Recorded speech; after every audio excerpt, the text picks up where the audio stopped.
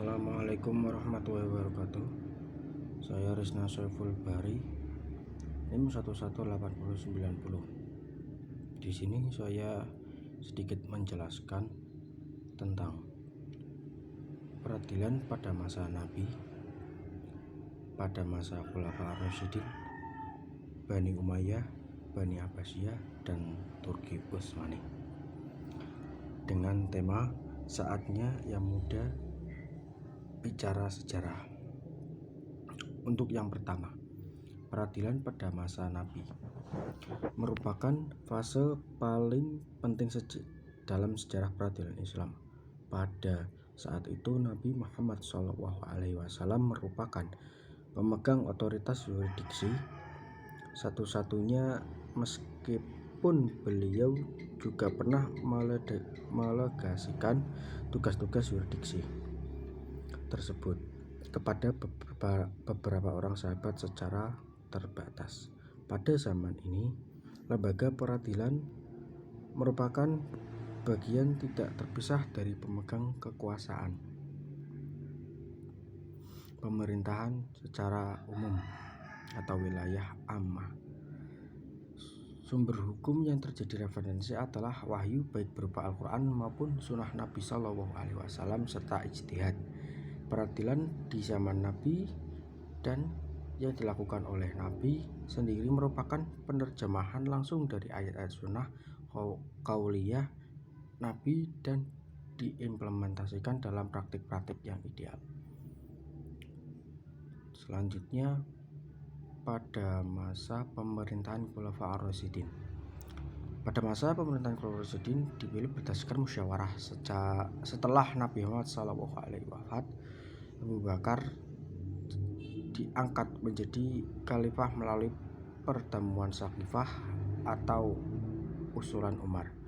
Problem besar yang dihadapi Abu Bakar ialah munculnya nabi palsu dan kelompok ingkar zakat, serta munculnya kaum murtad Musailimah bin Kadzdzab beserta pengikutnya menolak membayar zakat dan murtad dari Islam, yang mengakibatkan terjadinya perang Yamamah. Perang tersebut terjadi pada tahun 12 Hijriah. Untuk selanjutnya, pada masa Bani Umayyah. Pada masa Bani Umayyah, yang pertama, pada masa kekuasaan Bani Umayyah, ketataalaksanaan peradilan makin disempurnakan. Badan peradilan mulai berkembang menjadi lembaga yang mandiri. Untuk kedua, pada masa Bani Umayyah belum ada hakim yang khusus dan yang memutuskan perkara pidana dan hukuman penjara, karena kekuasaan ini dipegang oleh khalifah sendiri. Untuk poin ketiga, ciri-ciri menonjol peradilan pada masa Bani Umayyah yaitu: pertama, hakim memutuskan perkara menurut hasil ijtihadnya sendiri. Kedua, lembaga peradilan pada masa itu belum dipengaruhi oleh penguasa. Untuk selanjutnya, pada Bani Abbasiyah.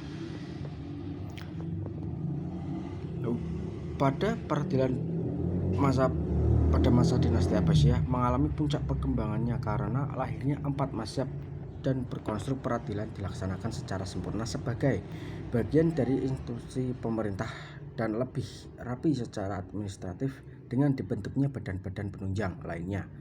Tetapi peradilan tetap memiliki hak otonom yang kuat dalam memutuskan segala bentuk perkara tanpa campur tangan penguasa. Namun, tatanan peradilan ini hancur bersamaan dengan rusak dan hancurnya dinasti Abbasiyah. Meski demikian, sistem peradilannya tetap digunakan oleh pemerintah setelahnya. Untuk yang poin terakhir, tentang Turki Utsmani. Turki Utsmani muncul setelah hancurnya kerajaan Bani Abbasiyah dengan ditandainya pembantaian Khalifah Abbasiyah akibat serangan dari Kulagukan. Lembaga peradilan pada masa Turki Utsmani dibagi menjadi 3 periode. Yang pertama, pada masa sebelum Tanzimat.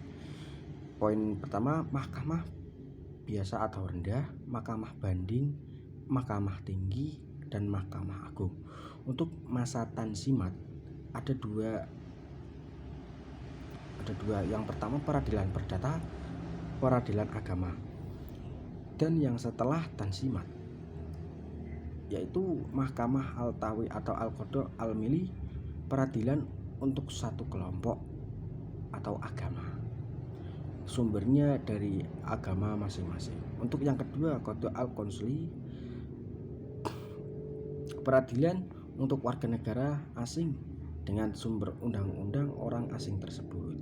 Yang ketiga Qadha Mahkamah Pidana atau bersumber dari undang-undang Eropa.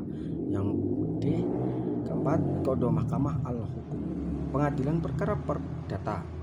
Yang kelima terakhir Majelis Asyari Al-Syarif, mengadili perkara umat Islam khusus masalah keluarga, sumbernya fikih Islam. Demikian yang dapat saya sampaikan, kurang lebihnya mohon maaf. Wassalamualaikum warahmatullahi wabarakatuh. Terima kasih.